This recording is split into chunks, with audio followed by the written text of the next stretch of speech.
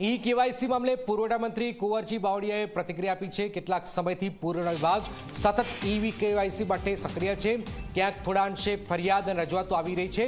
પુરવઠા વિભાગથી e KYC તરફથી થાય છે। બાવળિયાએ વાત કરી છે સંપૂર્ણ આધાર કાર્ડના આધારે જ ઈ કેવાયસી થઈ રહ્યું છે।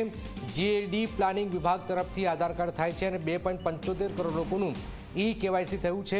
માય રેશન એપ્લિકેશનથી ઈ કેવાયસી કરી શકાય છે।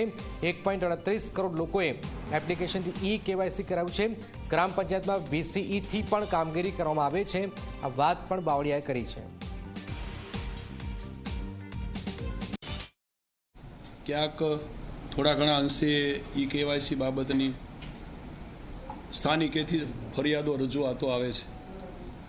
એને ધ્યાનમાં રાખીને જે રીતે મેં પુરવઠા વિભાગ તરફથી કામગીરી થઈ રહી છે। આ ઈ કેવાયસી પુરવઠા વિભાગ તરફથી થાય છે, પરંતુ તેનો સંપૂર્ણ આધાર યુઆઈડી એટલે કે આધાર કાર્ડ ઉપર છે।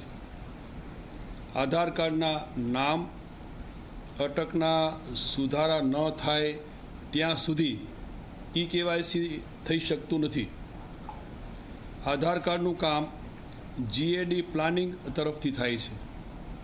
ત્યાં સુધી છેલ્લા અઠવાડિયામાં મિટિંગ કરી આધાર કાર્ડની કીટોની સંખ્યામાં વધારો કરવો અને કીટોના પ્રશ્નો નિવારવા ગાંધીનગર ખાતે કંટ્રોલ રૂમ પણ હાલ કાર્યરત કરી દેવામાં આવ્યો છે।